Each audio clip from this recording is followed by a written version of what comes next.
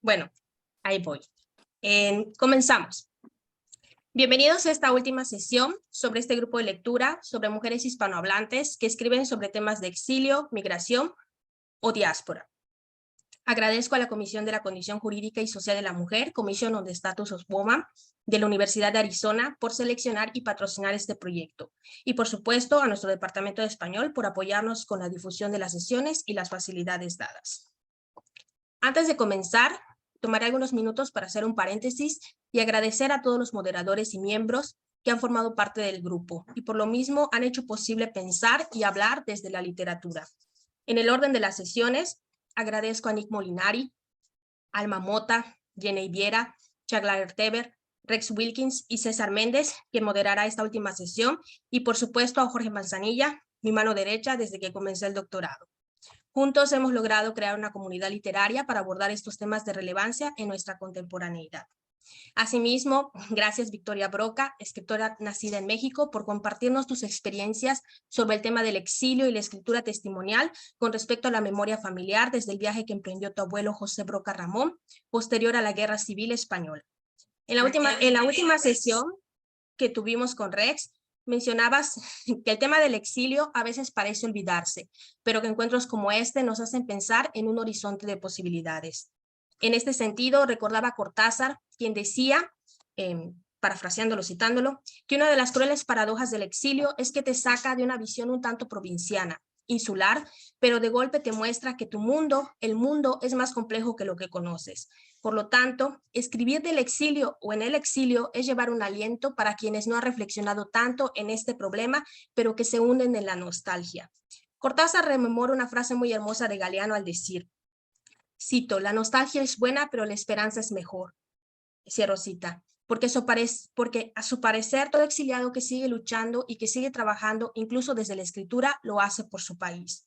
En el texto que amablemente nos compartiste, Victoria, hace un par de semanas, hablabas sobre tus padres refugiados en México y decías lo siguiente, citándote, las palabras no alcanzan para describir esa fuerte red que nos sostenía, grandes y pequeños, en esa isla en la que además de encontrar refugio, tomábamos la fuerza y la energía para enfrentar los retos que supuso para cada uno el echar raíces en la tierra de acogida y que he querido compartir con ustedes a través del texto. Efectivamente, ha sido mediante la palabra que hemos podido entablar un diálogo que trasciende generaciones, Victoria. Gracias por permitirnos conocer más sobre tu historia familiar y personal a través de tu participación en este grupo y al cual has contribuido enormemente con tu conocimiento y grandilocuencia.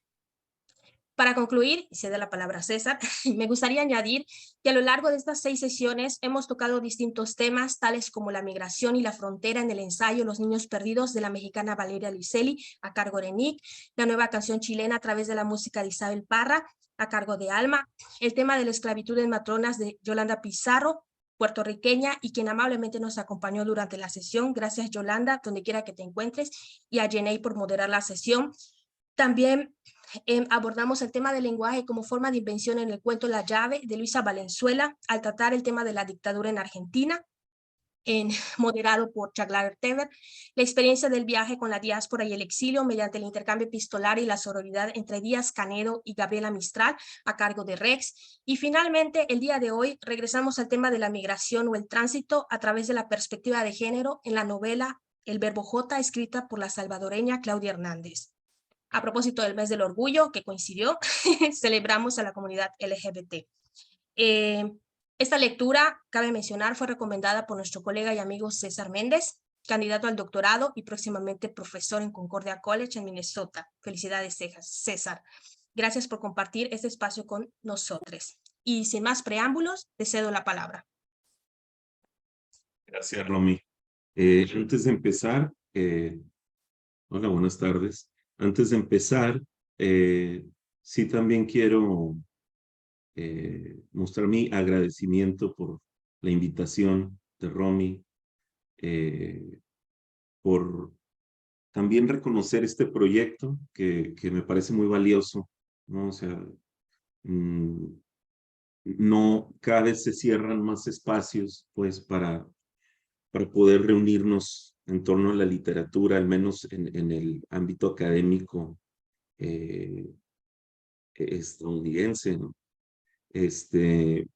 Entonces este espacio me parece valioso, ¿no? Y en el sentido que rescata no solo la literatura, porque no necesita ser rescatada la literatura, ¿no? O sea, siempre está, pero sí una manera de la literatura, de reunirnos en torno a una manera de la literatura de dialogar con lo ético y con lo político, ¿no?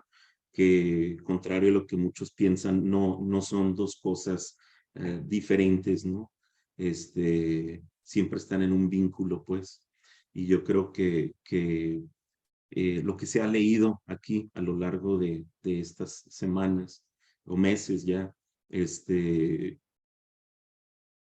pone en evidencia eso, ¿no? O sea, que cómo la literatura es un espacio que nos convoca, nos llama a comparecer y un poco a leernos también a nosotros, ¿no? A leernos a partir de los otros, ¿no?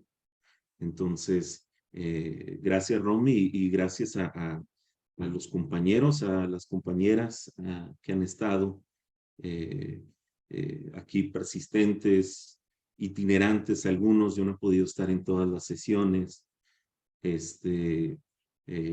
Nick, Jorge, Alma, Jenny no está aquí, pero sé que ha sido una parte íntegra. Rex, ¿no? O sea, Victoria, ¿no? Entonces, ahora Jania, ¿no? También, pero, y demás, ¿no? O sea, a Mauri también que han andado por acá. Y la gente que ha estado aquí para, a Shaglar, ¿cómo olvidar a Shaglar? Gente que ha estado aquí para apoyar el proyecto, apoyar a Romy y al pie de la letra, ¿no? Aquí para, con la literatura. Entonces, bueno, yo ya para entrar en materia, quiero dar un poco de contexto, ¿no?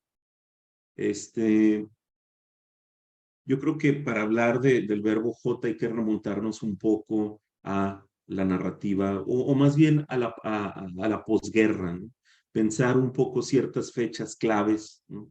El 90 de Nicaragua, el 92 en El Salvador, el 96 en Guatemala, ¿no? Esas tres fechas, digamos,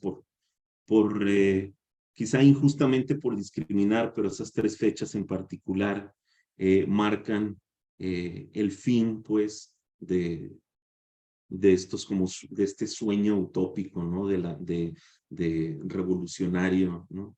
El 90, pues, es la derrota electoral de los sandinistas, ¿no? O sea, de la guerrilla exitosa en Latinoamérica, en Centroamérica, y pierde las elecciones en el 90, ¿no? En el 92 y en el 96 que se firman los acuerdos de la paz en El Salvador y en Nicaragua. Y bueno, particularmente en nuestro caso, pues hay que pensar el 92, ¿no? Y pensar, pero en sí, más o menos ahí, o sea,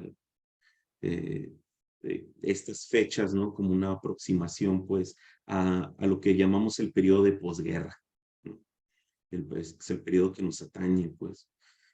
Entonces, en la literatura, digamos que en este como campo simbólico, porque a mí me gusta pensar la literatura como un campo simbólico, es el campo que nos pertenece, ¿no? Es el campo donde nos encontramos y donde debatimos, pues. Hay un cambio de paradigma en la producción cultural literaria, ¿no?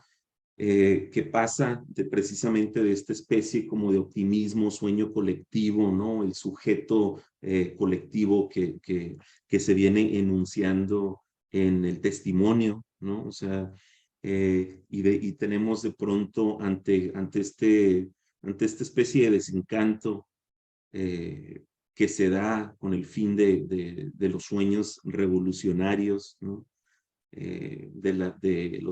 Y el fin del conflicto bélico, tenemos una especie de giro, que es el giro de posguerra, ¿no? Que es donde estos sueños, esta especie como de sujeto colectivo que habla por uno y por la comunidad y por los sueños de lo justo, ¿no? Donde la violencia queda enmarcada en una especie o donde la violencia se enmarcaba más bien esta pugna dicotómica entre la izquierda y la derecha, ¿no? En la posguerra lo que pasa es, tenemos el desencanto que encausa en esta especie de un poco como una vuelta, una indagación al sujeto, una hipersubjetividad, ¿no? Tenemos una hipersubjetividad donde el sujeto se le dice que ya puede acceder a la libertad, es libre, ¿no? O sea, ¿por qué? Pues tenemos el advenimiento ya del neoliberalismo, pues, o sea, la primacía del neoliberalismo, el mercado, ¿no? Y entonces ya podemos dejarnos los atavismos de la izquierda y la derecha, ¿no? Los fines de el fin de las ideologías, ¿no? Y podemos ya simplemente atenernos a nosotros, a lo que necesitamos nosotros, a nuestras libertades, ¿no? El problema es que esto viene a partir de una especie de negociación, consenso, ¿no? Le llaman en la filosofía política, ¿no? Que tiene que ver con que esa libertad viene a costo de una especie de rendición de cuentas ante las fuerzas del mercado, ¿no? Que son las que legibilizan y le dan visibilidad a esta especie de anhelo y deseo de libertad, ¿no? Entonces, estas dinámicas terminan traduciéndose como en ciertas ambivalencias, ¿no? En el texto, ¿no? Ambivalencias donde el sujeto, digamos que indaga sobre su identidad, ¿no? Indaga sobre su identidad y de pronto de ahí salen a aflorar muchas, bueno, una especie como de sinsentido ante el fin de los grandes proyectos, ¿no? La cuestión también de violencias ahí soterradas, ¿no? Y donde, por ejemplo, surge una agenda que hasta el día de hoy eh, este, es recurrente, ¿no? En la política, especialmente, que son la cuestión de las políticas de identidad, ¿no? Entonces, tenemos estos dos como mundos, ¿no? Tenemos el testimonio que anunciaba una especie de sujeto colectivo a través de los grandes proyectos utópicos y luego el viraje, en parte, ¿no? O sea, el testimonio tiene vestigios, o sea, no, el testimonio, digamos que tiene sus rémoras, ¿no? O sea, en la literatura de posguerra también, pero ideológicamente sí hay un viraje, ¿no? De lo que era el sujeto colectivo al yo, ¿no? Al yo identitario, ¿no? Entonces, la literatura registra esto. La literatura registra este viraje, ¿no? Del testimonio pasamos a una poética de posguerra, ¿no? Yo quiero proponer una especie de lectura, digamos, una aproximación, ¿no? Una tentativa, pues, que tiene que ver con dos instrumentos teóricos, ¿no? Que a mi ver son de los más importantes a la hora de leer este cuerpo literario de posguerra, ¿no? Es este corpus de novelas a partir de lo que viene siendo principios de los 90s, inclusive hasta el día de hoy, ¿no? Donde existe este debate de si todavía podemos hablar de posguerra. Y bueno, al leer Verbo J, yo creo que definitivamente hay un diálogo todavía con esta cuestión de la posguerra, ¿no? Y el testimonio también, ¿no? Pero bueno, estas tentativas de lectura eh,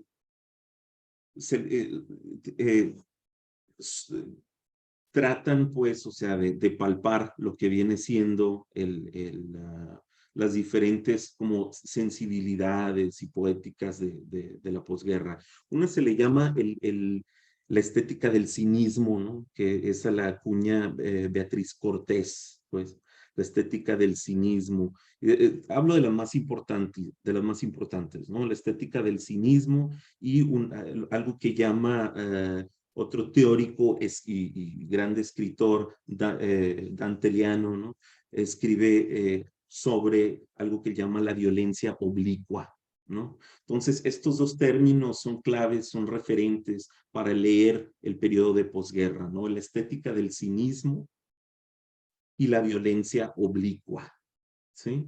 Estética del cinismo y violencia oblicua.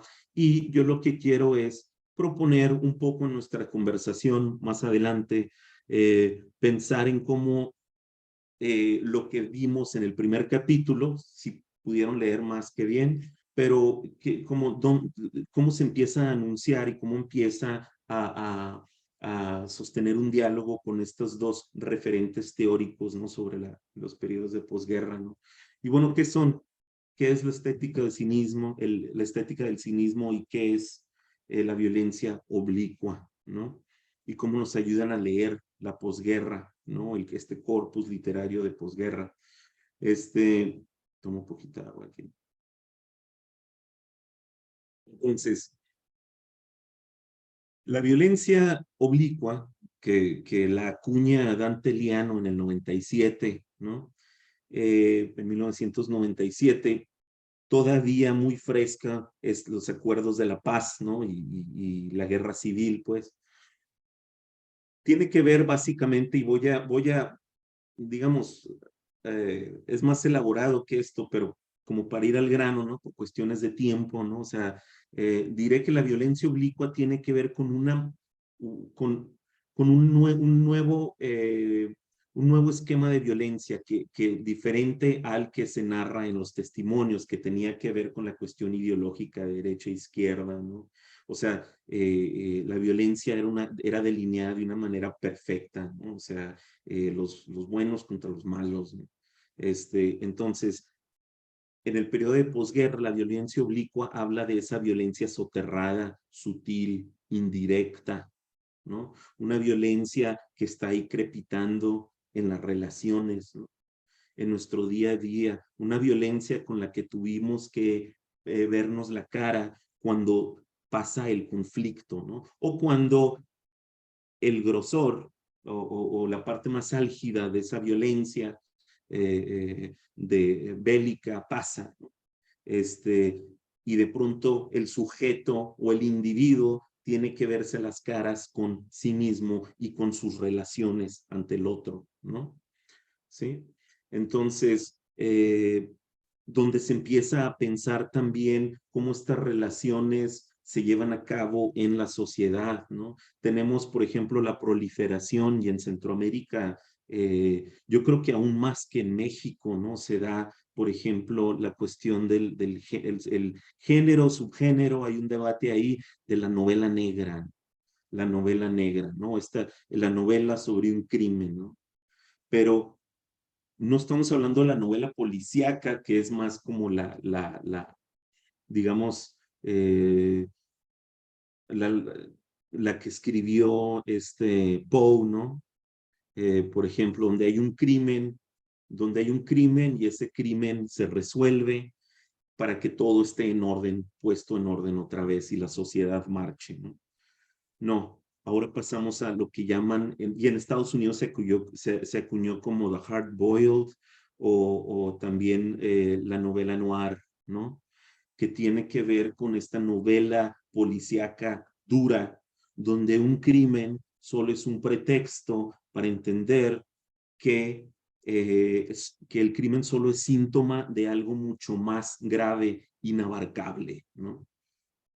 ¿Sí? Algo mucho más grave e inabarcable, un crimen que no tiene ni pies ni cabeza porque ya nos rebasa, ¿sí? Y es toda una cuestión estructural ahí. Entonces, en el periodo de posguerra prolifera este tipo de novela. ¿Por qué? Porque nos encontramos sujetos, individuos devenidos sujetos y sujetos a un crimen mayor, ¿no? Un crimen que nos rebasa, donde ya no es tan fácil como ubicar la derecha y la izquierda acá, ¿sí?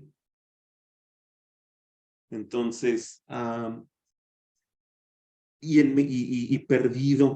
perdidos ahí, pues, o sea, en esa masa estructural, en ese crimen mayor está el sujeto tratando de al menos como aferrarse a su pedacito o su ración de libertad, tratando de entenderse en medio de eso, pero en ese proceso cediendo al Estado, ¿sí? Cediendo al Estado como la licencia para nombrarlo, ¿sí? Para garantizarle derechos, ¿sí? Entonces tenemos toda esta cuestión de los derechos humanos, ¿no? A partir de los periodos de posguerra, ¿sí? Y bueno, entonces la violencia oblicua es esta violencia soterrada en los encuentros, ahí con el otro, cuestiones identitarias, por ejemplo, homofóbicas, xenofóbicas, internas también, de clase, o sea, pero estas violencias que ya no son tan fácilmente identificables, ¿no? ¿Por qué? Porque pululan en el ser y pululan en nuestras relaciones y no son tan obvias, ¿no? Como esta manera de pensar el sexismo, el machismo, ¿no? Estas maneras, lo que le llaman las microviolencias, pues afloran en esta manera de empezar a narrarnos a partir de los 90s, a partir de que ya no hay un conflicto tan visible, tan explícito como el que era, como el que representaba el del Frente Farabundo Martí, ¿no? Para la Liberación Nacional contra, ¿no? El Estado, pues, o sea, y la contrainsurgencia, ¿no? Auspiciada por los Estados Unidos, ¿no? Entonces, sí, tenemos ese tipo de violencia, una violencia interpersonal, intrapersonal, ¿sí? Y luego ahora quiero pasar a la estética del cinismo. Estética del cinismo es un término más reciente, pero es un concepto que, que, que es valioso, yo creo, para leer y ya con más colchón de tiempo, ¿no? Pasado, ¿no? La posguerra, pues. Aquí hay que, o sea, poner atención al término estética, porque si bien, por ejemplo, Liano está pensando en la violencia como una ontología, ¿no? Como algo que es y se estudia. Beatriz Cortés, al acuñar estética del cinismo, está pensando no tanto en la violencia como ontología, ¿sí? Sino que está pensando precisamente en la dinámica, en la ambivalencia, en la paradoja, esa es la palabra, paradoja, en la paradoja que representa uno, este impulso, este anhelo de libertad que aparte se nos publicita, ¿no? En estos nuevos regímenes, pues, neoliberales, ¿no? Donde uno puede ser quien quiere ser, ¿no? Donde las fronteras aparte empiezan a disolverse, según dicen, ¿no? Donde el mercado nos presenta este mundo de opciones, ¿no? Y entonces el hombre, el ser, ¿no? El individuo, ¿sí? Tiene todo ante sí para decidir, ¿sí? Pero digamos que la paradoja radica en el hecho de que esas decisiones, esas selecciones, esas opciones están puestas por el sistema, ¿no? Entonces, el sistema te dice, tú tienes o sea, esta amplia gama de movimiento, de fluidez, ¿no? Pero solo a partir de que estás, estás inserto en este juego. Y tus derechos, tu identidad, es solo tal a partir de que nosotros te la reconocemos y te la confirmamos, ¿no? Entonces, esta cuestión ahora contemporánea que se llama la inclusión, ¿no? Estas políticas de inclusión, especialmente en los países como Estados Unidos o de Europa Occidental, ¿no? La noción de inclusión, donde qué se gana y qué se pierde en este proceso de inclusión. Bueno, digamos que para pertenecer, te reconocemos, pero lo que no cuaja con, digamos, esta manera con esta estética, porque vamos a entrar al término estética para hablar de verbo J ahorita, esta estética, esta configuración, lo que no quede de lo tuyo, no sé, pues, o sea, de tus comunidades, que lo que no entre, lo que no checa, se queda fuera, ¿no? Entonces la inclusión es, sí, tienes reconocimiento, pero un reconocimiento que tiene que dejar atrás ciertas cosas que no convienen, pues, ¿sí?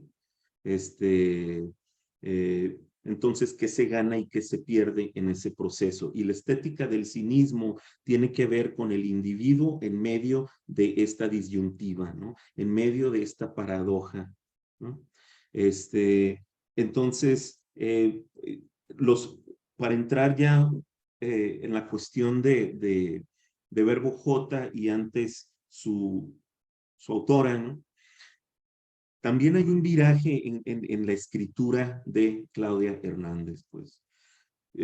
Claudia Hernández en realidad entra en el mapa literario a partir de sus cuentos, ¿no?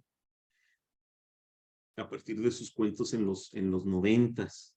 Empieza a escribir ya a finales de los 90s, ¿no? Dos en particular, otras ciudades y mediodía de frontera, ¿no? Gana, a ver si me acuerdo bien del nombre, ¿no? Bueno, gana el Juan Rulfo, pero también gana un premio en Alemania, ¿no? Nomás que no recuerdo bien el nombre, pues. El caso es que ella entra al mapa de la escena literaria a partir de sus cuentos, ¿no? Y precisamente esta estética del cinismo, acuñada por Beatriz Cortés, tiene en mente mucho la obra cuentística de Claudia Hernández, donde tienes al individuo en medio de una especie de sinsentido, ¿no? Donde ya todo está dado, ¿no? Donde todo está dado para adormecerte, ¿no? Y tienes entonces a un sujeto como desencantado, pero al mismo tiempo también como casi autista, ¿no?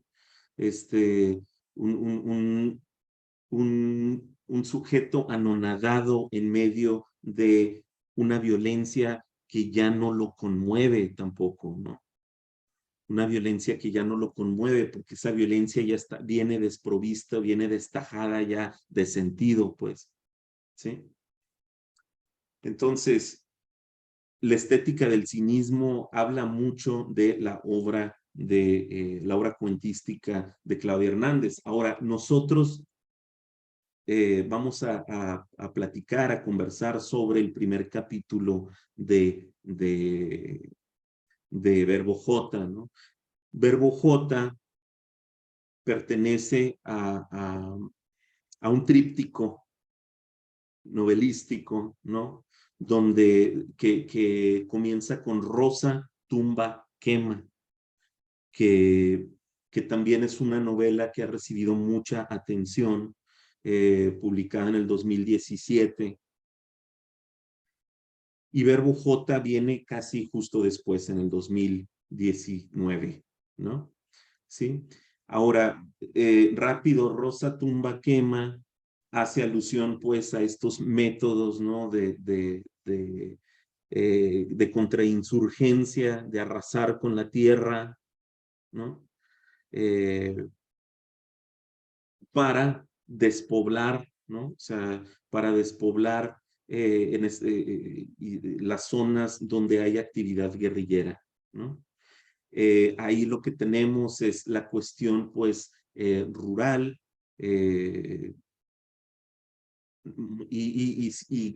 también hay migraciones, sí, pero siempre el eje es como la persona que se quedó, ¿no? La persona que se quedó y en torno a sus relaciones con las personas que se fueron.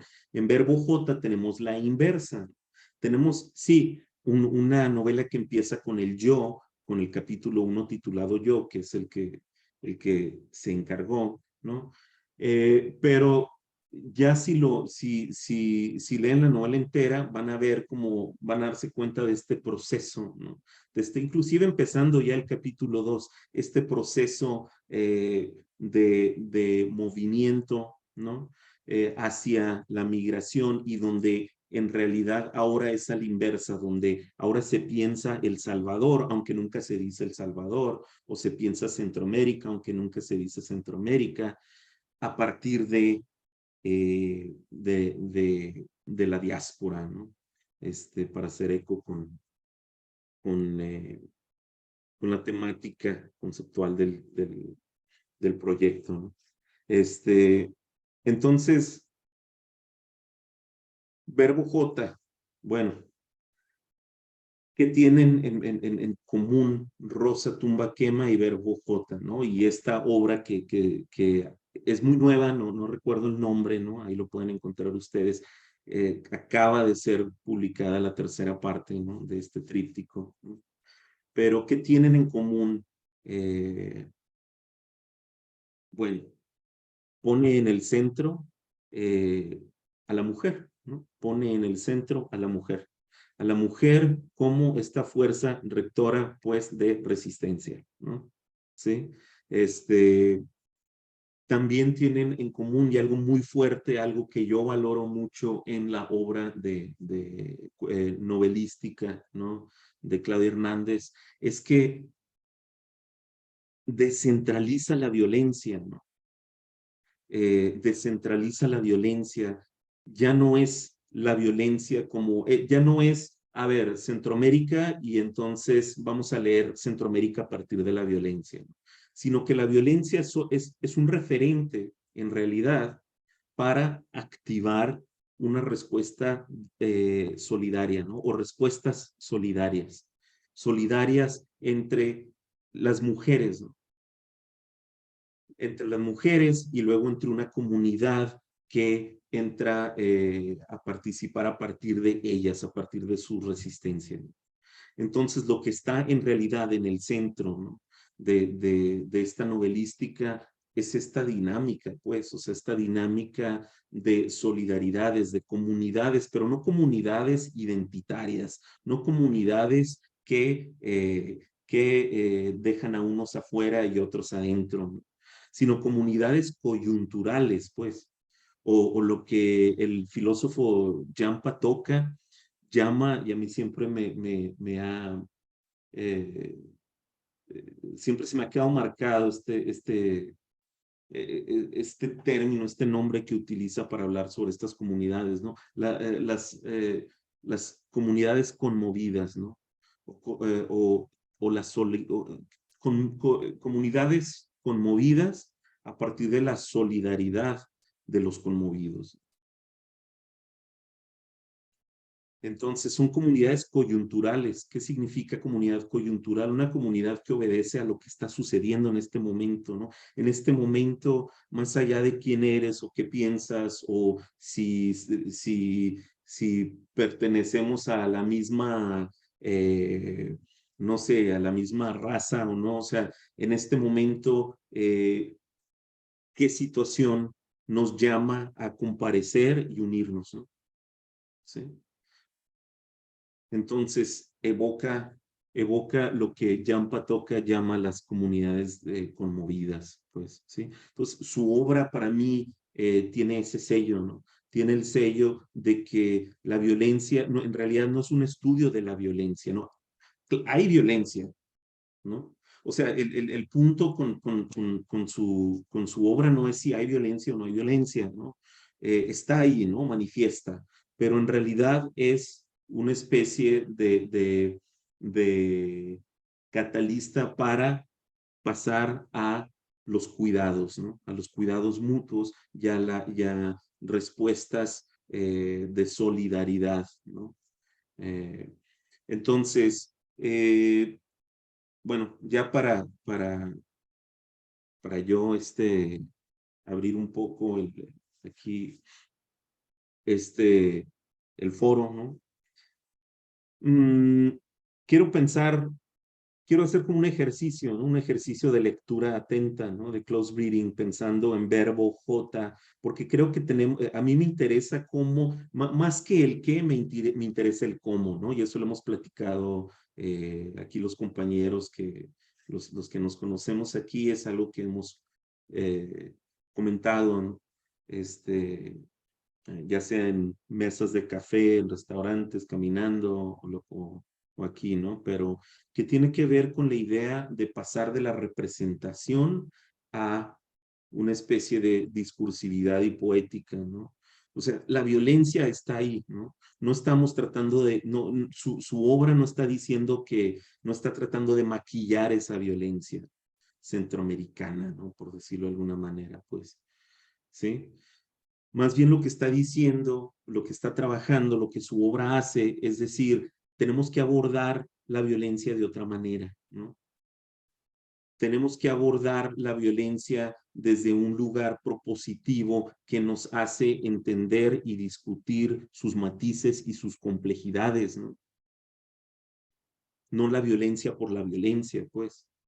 Y en ese sentido es que surge la cuestión de los cuidados y las solidaridades, ¿no? Y esta apuesta que había mencionado antes, ¿no? Que es la apuesta ético-política, que ha sido también motivo de disputa, ¿no? O sea, lo ético es político.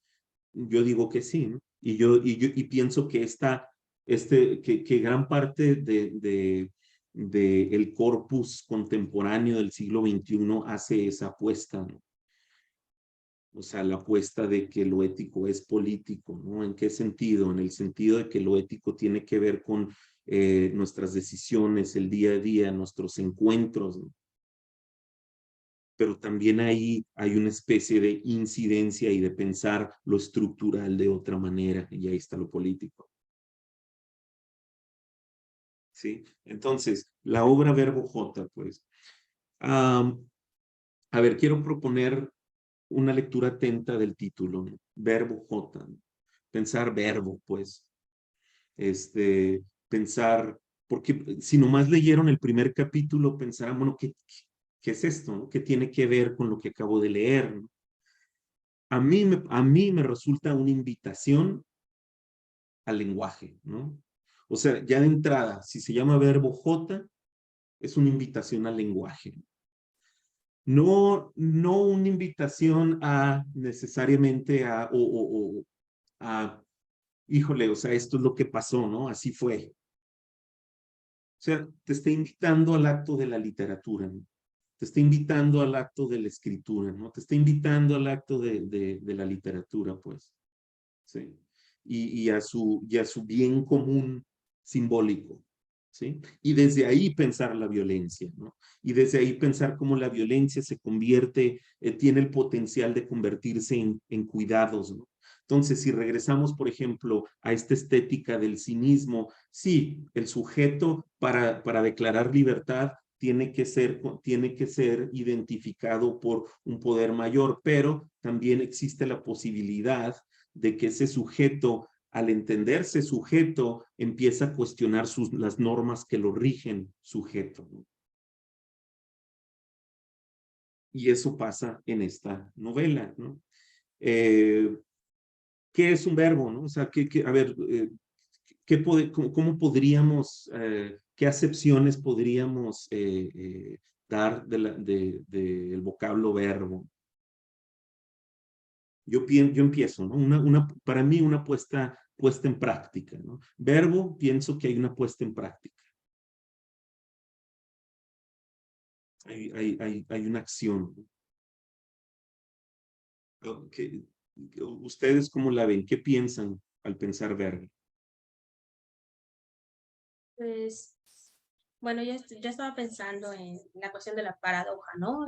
Que mencionabas. Entonces, la paradoja, a mi parecer, comienza desde implementar la cuestión del verbo, que es un accionar, y la J, ¿no? Como tal, como una consonante que acompaña al verbo. Entonces, ¿cuál es la intencionalidad? ¿Cuál es sí, la intencionalidad de escribir, ¿no? Emparentar el verbo con una J, ¿no? Es decir, el accionar de J, que es el protagonista, ¿no? Es decir, el protagonista J, que después se convierte en Yasmín. Entonces, de ahí pensaba en cómo se relaciona lo paradójico, ¿no? No sé, pensé ahorita en eso. Ya, sí. Sí, la J como esa articulación, ¿no? Una articulación de lo que suponemos es Yasmín o Jazmín, pero que lo curioso es que no, ¿por qué no se llama verbo jazmín, no? ¿Por qué se llama verbo J, no? O sea, hay una indeterminación ahí, hay una alusión a jazmín, pero al mismo tiempo tampoco cede completamente a eso. Y aquí podríamos entrar a la cuestión trans, donde hay un manejo de lo trans muy particular en esta novela, donde no significa necesariamente el hombre que se convierte en mujer, sino en vez de el verbo jazmín está la J, ¿no? Nomás. Entonces, ¿qué es la J? ¿Era Julio? ¿Era Juan? No sé, ¿no? O sea, pero si uno, no sé hasta dónde habrán llegado ustedes, pero se van a dar cuenta que en realidad él, ella, J, Jazmín, a veces es Jazmín y a veces no, ¿no? A veces hay momentos para Jazmín y hay momentos que no. Y él Ania, nunca se compromete con eso del todo. Ania tiene alzada su mano. Sí, gracias. Sí, éntrenle. Yo,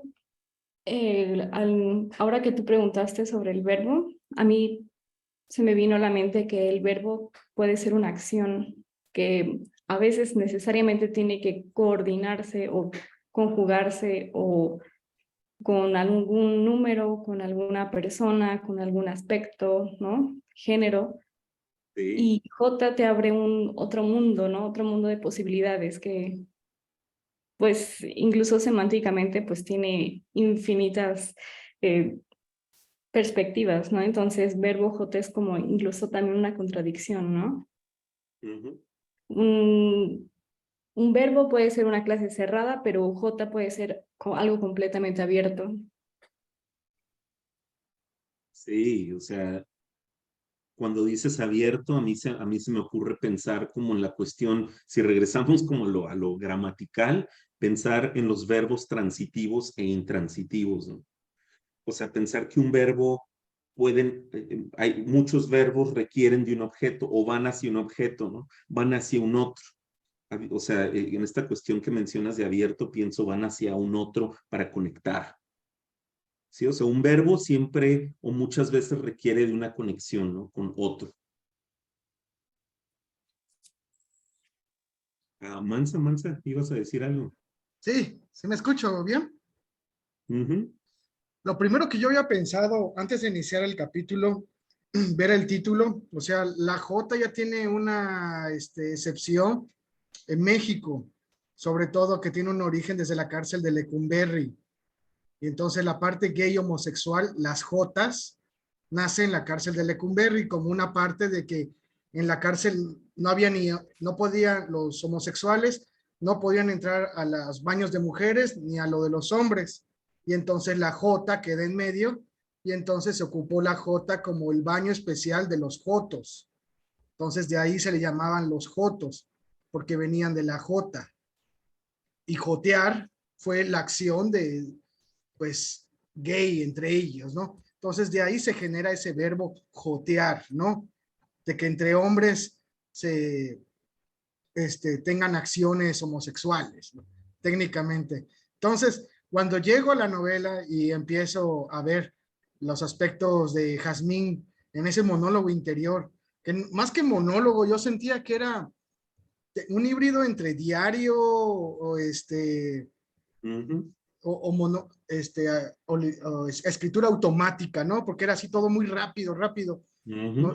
Entonces, teniendo esas excepciones de que hay algo en medio, Jazmín, más de que tenga esa excepción homosexual, es alguien que está en medio de las situaciones, en medio de sus historias, en medio del padre, en medio de lo que va contando, ella es alguien que está está en medio y todas sus historias son periferia. Entonces, su misma escritura nos está mostrando de que todo está allá, todo está allá. Allá está el Padre, aquí vienen las cosas que vienen hacia mí. O sea, es como todo externo. Entonces, me pareciera que esa J está haciendo más referencia a esa cuestión de la soledad de entre los dos baños, teniéndole en cuenta a través de Lecumberri. Es alguien que está independiente a las situaciones, alguien que está viviendo en presente progresivo todo, ¿no? En el ando yendo, siento. Y esos son los verbos que más sobresalen. Desde la parte inicial, a ver, voy a abrirlo, de que yo estoy bien, ¿no? Entonces, ¿qué es estar bien? Entonces empieza a descifrar todo después en ese presente progresivo de hacia dónde voy, qué estoy haciendo, corriendo, caminando, trabajando, etcétera, ¿no? Entonces nos empieza a dar esas acciones consecutivas de lo que está narrándonos. Entonces, sí creo que Jazmín es como una muestra de varias autoras. Hay una que no me gusta, pero que sí escribe de este tipo, pensando en escritura automática como Rosina Conde, una de Tijuana, ¿no? Tiene esa literatura automática epistolar de repente, o pienso en otro como de Zambra, que tiene el libro de literatura infantil, que así se llama el libro, o el de tema libre, que voy a escribir, me voy a sentar a escribir y voy a contar algo. Entonces en ese voy a contar algo, te empieza a contar algo sobre lo que en formato libre, así automático. Entonces creo que en esta autora tiene esta estrategia narrativa de empezar atrapándonos como lectores, porque no tiene tantos flashbacks, todo es demasiado hacia adelante. Entonces eso nos permite más conocerla a ella por medio de sus referencias. Creo que eso es lo más importante de este capítulo 1 que leí. Sí. Dos cosas, hay dos cosas que, bueno, pensando justo en esto que dices y lo que decía Jania, ¿no? Sobre porque me quedé con la cuestión de lo abierto, ¿no? Y lo que tú hablas en en este afán como de movimiento tiene mucha apertura, ¿no? Hay un verbo que está abierto a, ¿no? Hay un verbo que está abierto a, y ese verbo es una J, ¿no? Y esa J es jazmín, o sea, digamos, a ver, esto que dices de la J y de que Lecumberri es interesante porque el único país o el único nombre propio que se menciona es México en toda la novela, ¿no? Ya por si no lo han leído, ahí el spoiler, ¿no? Solo México se menciona. Ahora, México en realidad juega un papel muy anecdótico en esta novela. O sea, el primer capítulo culmina en México de una manera como muy sombría, ¿no? Pero en realidad se va a dar el salto hacia los Estados Unidos eventualmente. Las fronteras, es curioso porque en este afán como de centralizar la idea de la violencia y de una narrativa como muy socorrida, ya que se da, por ejemplo, cuando se narra al migrante, se narra siempre desde el cruce, ¿no? Y desde el infierno del cruce, ¿no? Aquí, Claudia Hernández, o sea, para ella el cruce termina siendo algo como anecdótico, ¿no? Pasa, pues. En realidad a ella le interesa como este movimiento.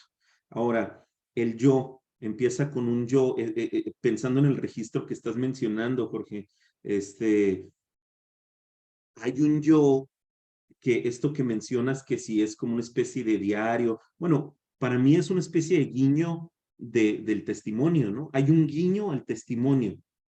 Hay una especie de falso testimonio y les diré que es un falso testimonio porque apenas empiezas el segundo capítulo y caes en la cuenta de que este yo que enuncia también se convierte en yo enunciado a partir del tú, a partir de una intimidad de una voz tan íntima en segunda persona. Siempre es tan fuerte la segunda persona, ¿no? O sea, pensar en, no sé, pensar en la muerte de Artemio Cruz, pensar en diferentes, o sea, como registro del tú es tan íntimo, tan urgente, ¿no? Y de pronto el segundo capítulo nos tiene en el tú, donde una amiga de él, que básicamente lo rescató allá en un lugar que suponemos puede ser Nueva York, pero nunca hay estos nombres, ¿no? Entonces, no sé si se percataron en el índice, donde tienes el yo, primer capítulo, segundo capítulo tú, tercer capítulo él, cuarto capítulo ella, luego este quinto capítulo desconcertante, eso, ¿no? Y luego nosotros y ellos, ¿no? Y algo rápido ya es nomás pensar un poco en esa procesión, ¿no? Del yo al ellos, ¿no? O sea, esa procesión es una procesión performática de el yo, lo que empieza como el sujeto colectivo hablando por todos, por la tribu, ¿no? Pero de pronto se convierte cada vez más en una dispersión, una eclosión de voces, ¿no? En un coral de voces donde J es sujeto, pero es sujeto en torno al otro, pero también es el otro, ¿no? O sea, siempre, digamos, regresamos otra vez a la descolocación del yo, ¿no? Un yo que está conformado por una comunidad coyuntural de cuidados, ¿no? Y brilla por su ausencia, pero en realidad esa ausencia, la falta de nosotras y ellas en este índice, ¿no? No sé, ¿alguien quiera comentar algo más? Cualquier cosa, ¿no? Que lo que van viendo, Nick, ¿qué onda, Nick? Hola, hola a todos. Perdón, yo sé que llegué tarde. Perdón, Romy, ¿podrías...? Es que me distrae. Estamos en el mismo cuarto. Sí, estoy escuchando mi propio eco. Hablando del yo, soy el yo y el tú.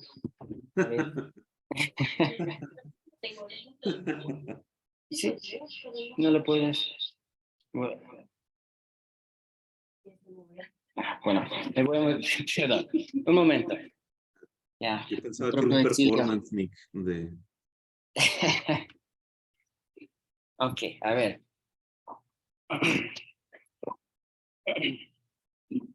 ¿Me escuchan? Bueno, ¿qué iba a decir? Solo algunas cositas que de hecho tiene más que ver tal vez con lo que estoy leyendo sobre la soberanía, pero creo que tiene mucho que ver también con algunas cuestiones que hemos tocado acá. Y quería primero agradecerte, César, por esa plática, esa charla. Y estoy pensando en la cuestión del ipseity o la ipseidad, ¿no? Que tiene que ver con quién puede ser el yo. Ipse literalmente significa himself, como el sí mismo, ¿no? Ipseity tiene que ver con quién puede ser el sí mismo, ¿no? Que en la filosofía política es completamente restringido al soberano. Solo el soberano realmente puede ser el sí mismo.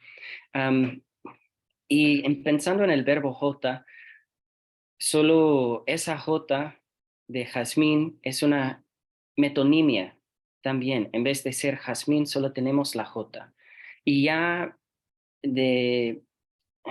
a partir de ese gesto de tomar solo esa metonimia, que podría ser J de Juan, J de Julieta, de cualquiera realmente, ya comienza a disolver el nombre propio, ¿no?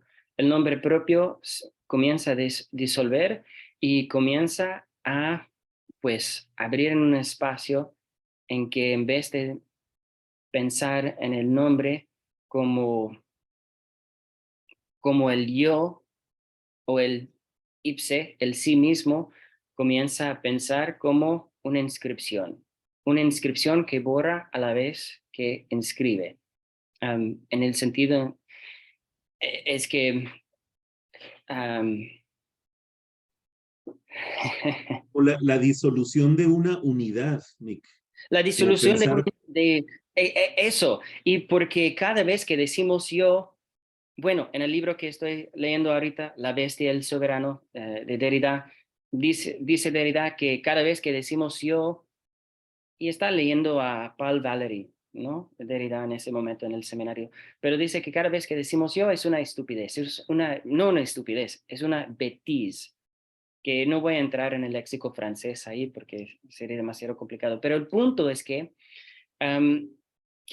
cada vez que decimos yo hay una multiplicidad de otros dentro de cada uno de nosotros, dentro de cada subjetivo. Cada vez que, por ejemplo, proponemos una pregunta, ya el otro dentro de nosotros está ahí en la apuesta, ¿no? No podemos, ni siquiera podemos pensar en la pregunta sin pensar en un otro, que el otro ya es yo. Así hay algo, un Heimlich, un Kamli, una desfamiliarización de lo familiar, ¿no?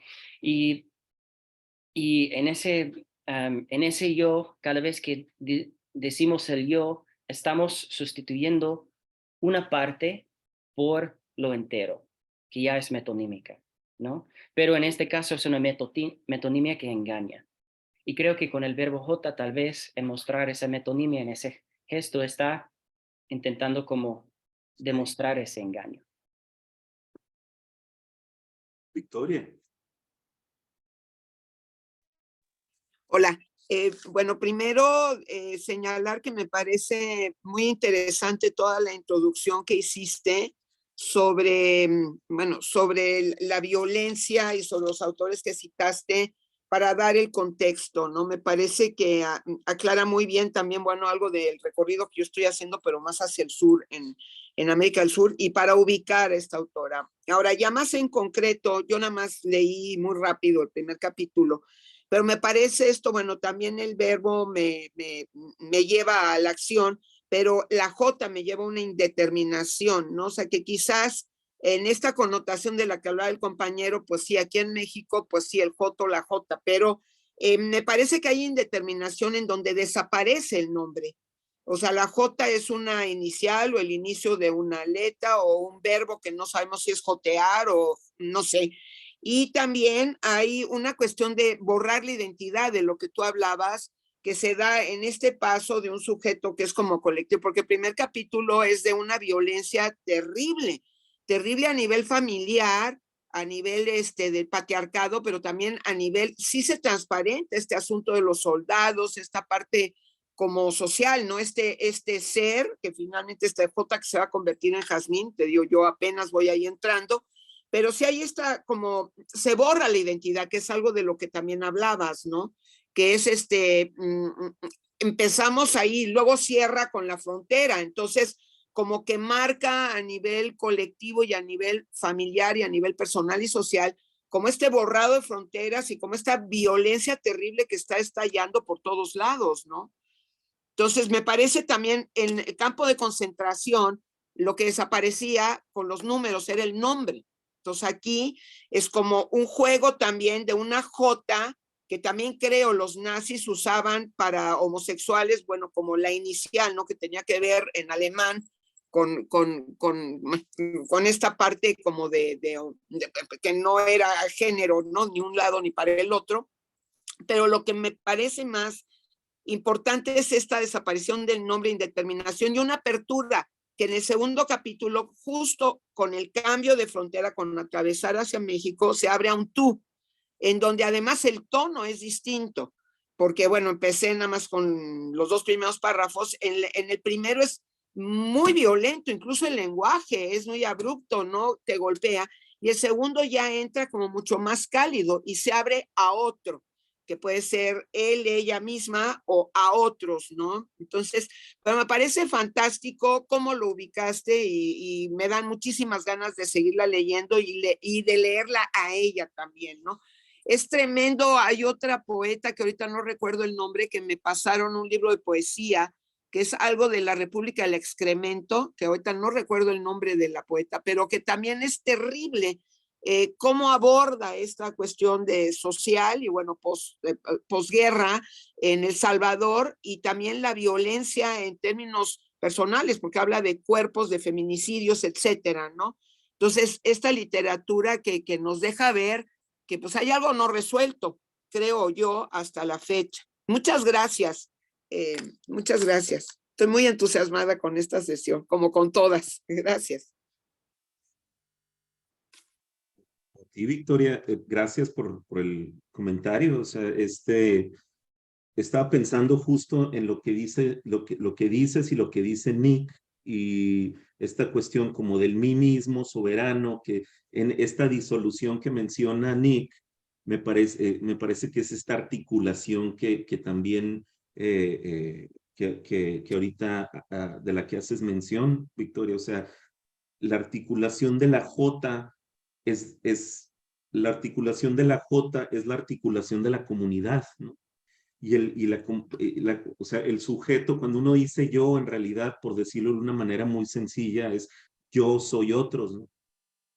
Pensando en Rimbaud, ¿no? Pensando en como esta larga tradición de pensar la subjetividad, pero el yo se disuelve. Y en esta novela, por eso quería hacer notar esta cuestión del índice, la procesión del índice, ¿no? Donde es del yo hasta el ellos, ¿no? Yo, tú, él, y cómo ese registro que mencionas es más cálido. Quiero leer rápido nomás esta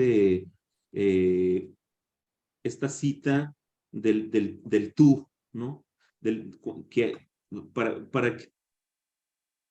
para que sondeen un poco como este cambio que menciona Victoria, ¿no? De esta como crueldad del primer capítulo, donde en realidad también llama la atención cómo esta voz, este yo tampoco se sumerge en esa violencia. O sea, está sumergido en la violencia, pero no la concientiza demasiado, ¿no?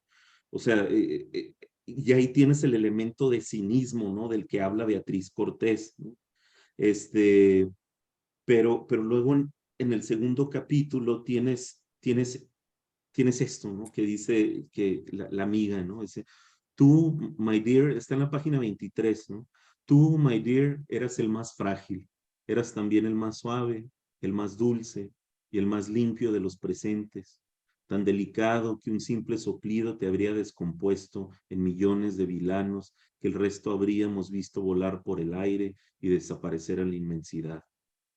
Luego en la página 38 dice, me llevabas fuera de y a mí esto se me hace hermoso, o sea, dice, me llevabas fuera de la ciudad a veces con tus amigos, ¿no? O sea, y aceptaste mi invitación a llevarte a un parque para niños en el que fuiste uno por primera vez conmigo, ¿no?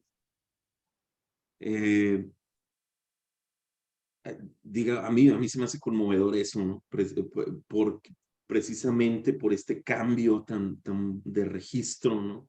De la brusquedad del primer capítulo, donde tienes a un yo que se va a disolver, que está en este vértigo de otros y de las violencias que descargadas sobre él, ¿no? Pero que él en realidad como que no reflexiona ni no concientiza, solo las enumera, ¿no? Las enuncia, y luego después pasamos a este tú, ¿no? Y entonces la procesión de un yo que se convierte en otros, ¿no? Yo, tú, él, ella, eso que es el capítulo sobre el SIDA, ¿no? Nosotros, ellos. Y entonces otra vez ahí la sombra del nosotras y el ellas que nos enuncia, pero que en realidad siempre está ahí, ¿no? Porque como decía Victoria, en realidad a partir de este segundo capítulo, a mí me parece que empezamos a tener cuenta de cómo la violencia también empieza a ser, eh, la violencia empieza a ser de alguna manera atenuada o mermada, no atenuada, sigue ahí, pero empieza pero sí de alguna manera es como confrontada, por decirlo de alguna manera, con esta complicidad, ¿no? Con este comienzo, con este surgimiento de otros como el tú, ¿no? Y esta voz que ahorita cité, el nosotras y el ellas en realidad siempre está ahí, ¿no? Es lo que marca a mi ver. ¿Alguien más quiere decir algo al respecto? Sí, muy oportuno el comentario de Victoria. Todo está ahí, o sea, me llama la atención el eso en este capítulo. Ya con esto yo termino, porque sé que ya hemos pasado, ¿sí? O sea, pero el eso en el capítulo 5, que es el capítulo sobre la enfermedad, que nunca se dice cuál enfermedad, ¿no? Pero entendemos, porque tenemos estos guiños sobre la emergencia social, especialmente en la comunidad hispana, ¿no? Que se vive en los 80s y 90s, inclusive en Estados Unidos, donde ya hay más medicamento para combatirlo en la comunidad hispana, y lo llega a decir creo que en el capítulo 6 llega a decir que la comunidad hispana todavía vivía el tercer mundo en Estados Unidos. Entonces, tienes el capítulo del ESO y del SIDA y los guiños hacia esta emergencia social, pero al mismo tiempo el ESO que da pauta para pensar en una complejidad mayor, la enfermedad, no como la enfermedad en sí misma, sino la enfermedad también como una posibilidad de extender lazos, ¿no? ¿Qué es lo que pasa en la novela? Hay una extensión de lazos, ¿no? Con otros, ¿no? Donde cuando se entera el personaje, disculpen los spoilers, ¿no?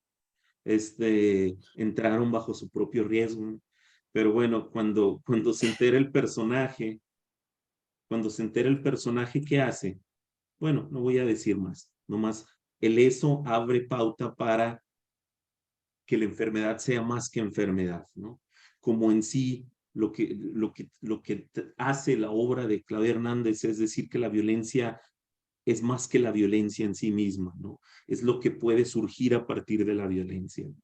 Creo que Hölderlin lo decía, no recuerdo bien, voy a medio parafrasear, pero él hablaba de que cuando los tiempos apremian, cuando todo peligra, también lo que nos salva, ¿no? Lo que nos salva crece también. Entonces, digamos que esa es la poética de Claudia Hernández, ¿no? Hay una poética de cuidados, hay una poética hay una poética de solidaridad, ¿no? De acciones solidarias, ¿no? Y de pensar que el yo solo es en torno a otros, ¿no? Y eso también nos hace otros, ¿no? A nosotros, ¿no? O sea, digamos que hay una especie de erosión de la relación sujeto-objeto, erosiona esta dinámica del sujeto-objeto para decir que yo también soy otro, ¿no? Entonces, bueno, más que nada lo que quería yo hacer con esta presentación era invitarlos, a hacer una invitación a una tentativa de lectura, ¿no? Y pues que les quedaran ganas de leer esta novela, ¿no? Porque sé que no hubo tiempo para ir más allá, quizá, del primer capítulo. Alma tiene un comentario. Bueno, todos los comentarios me han parecido muy buenos y gracias, César. Me gustó mucho la introducción que diste y nada más para aportar un poquito a lo que los compañeros ya bien dijeron. Pero me gustó mucho lo que comentaste acerca de la estética del cinismo. Me quedé pensando tanto en el uso, con solamente ver el título ya sabemos que esto, como tú dijiste, va a tratar del lenguaje, qué está haciendo el lenguaje. Y después me puse a ver pues el índice y pues obviamente todos vimos que todo es en pronombre. Y esto me pareció muy interesante en el sentido de que cuando pensamos en lo que hacen los pronombres, reemplazan un sustantivo, reemplazan a alguien, alguien propio. Entonces yo creo que lo que hace ella que llega es, juega entre algo íntimo y no íntimo, porque un ella, un yo, un él, puede ser alguien que no conoces o alguien que sí conoces muy bien. Yo creo que eso me resaltó mucho en lo que dijiste.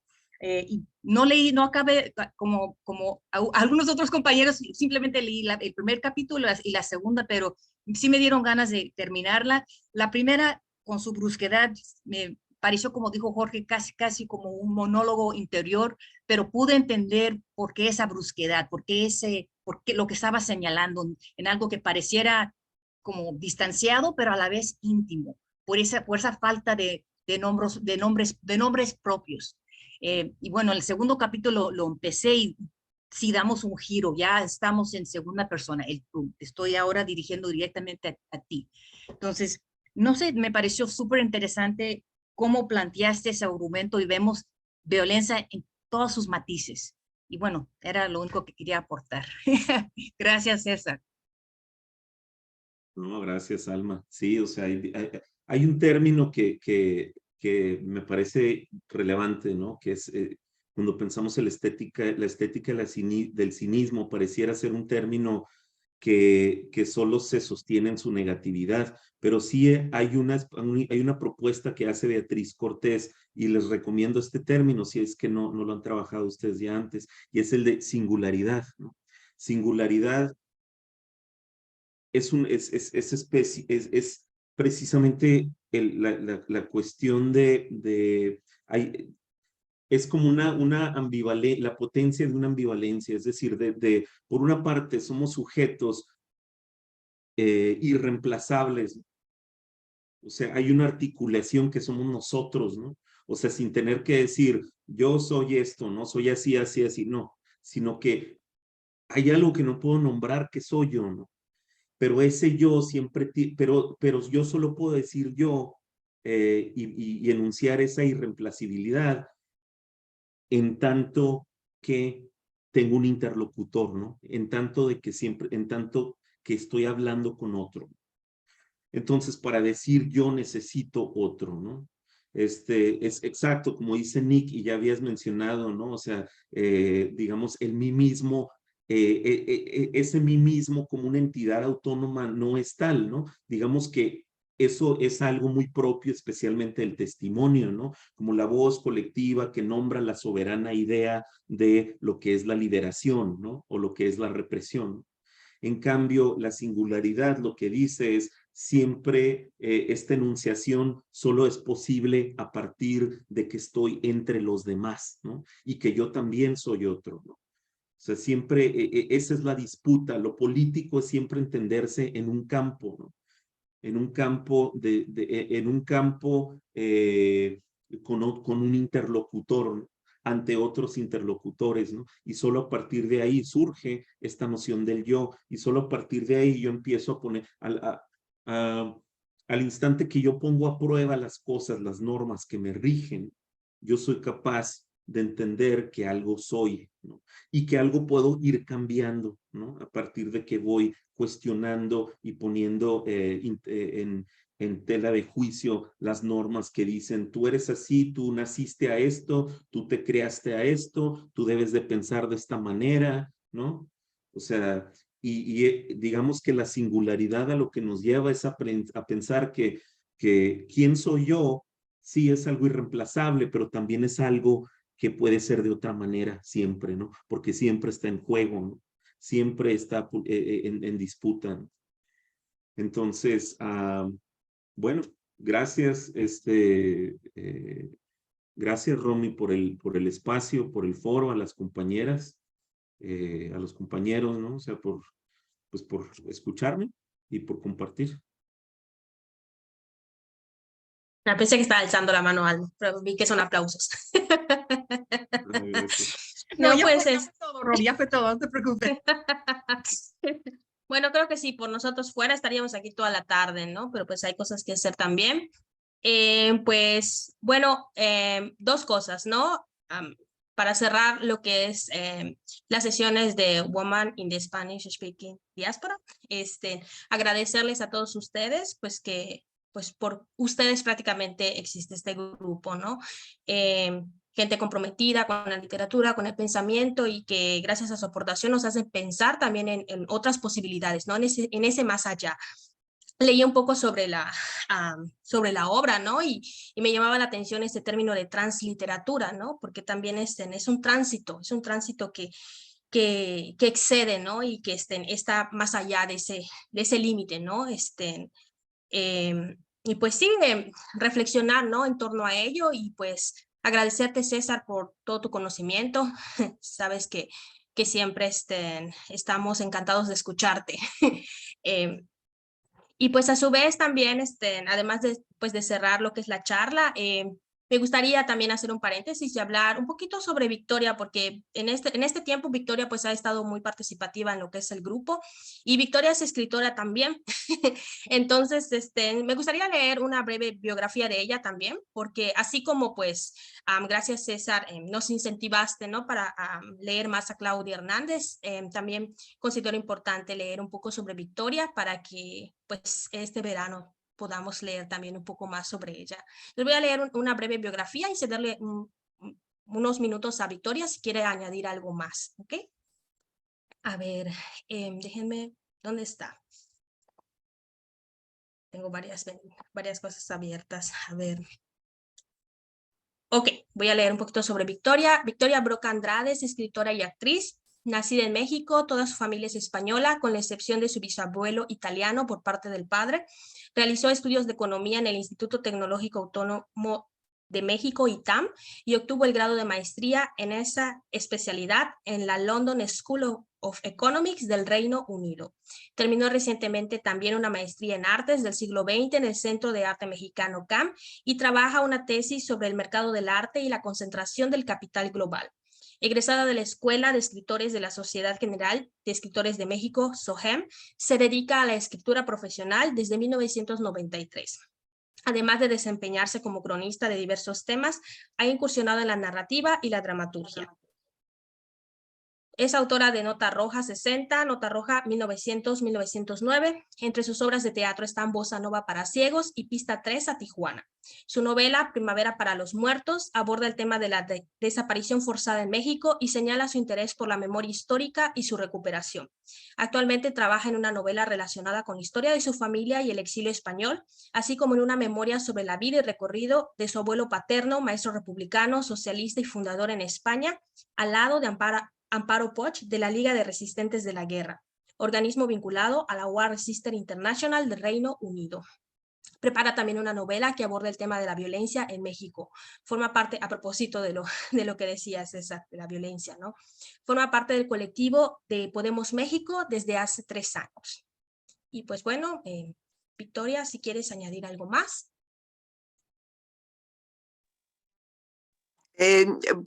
No, nada más, bueno, me siento muy agradecida de verdad y muy honrada, ¿no? De ser mencionada y del interés que también tú, Romy, y algunos compañeros también han manifestado, ¿no? De conocer mi trabajo. Entonces, lo que te decía, porque estabas tratando de conseguir mi novela, ha sido como, bueno, publicar para quienes nos dedicamos a esto es a veces tremendo.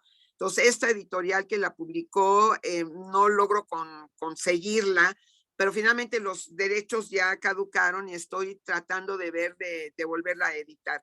Pero les quería ofrecer que si no la consigues para, digamos, luego ponerla en PDF o algo así, yo puedo mandarles el Word que tengo, que es mucho más, digamos, artesanal y demás, ¿no? Como digamos, la redacté, y mandártelo para quien esté interesado, pues que la lean, y me haría muy feliz también los comentarios o lo que fuera, ¿no? De parte de ustedes.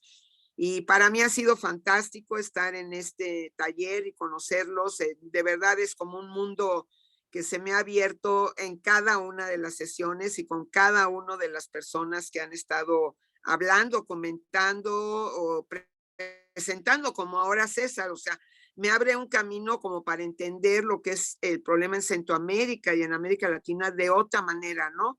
Con esto de la guerra de los 90s y el tránsito de este sujeto colectivo ahora con el neoliberalismo al consumo y al yo, que también es algo que estoy trabajando con lo de Chile, que en algún momento cuando lo termine también se los pasaré o se los haré llegar, ¿no? Entonces, hay una confluencia, creo, ¿no? En quienes estamos interesados en la literatura y en la creación, que nos encontramos y nos enriquecemos, que es justamente también de lo que habla César y esta novela, que es abrirse a otros, ¿no? En esta multiplicidad y en este encuentro, creo que se piensa mejor en colectivo, mucho mejor, es mucho más rico, y mucho más rico con personas como ustedes también, ¿no? Tan abiertas, porque uno de los problemas que tenemos en este momento en el mundo es la exclusión y la cerrazón, ¿no? Entonces, me parece un espacio que ojalá retomemos en el otoño. Muchas gracias y les abrazo desde acá. pues si alguien más quiere añadir algo, pues tiene un minuto y ya cerramos el grupo.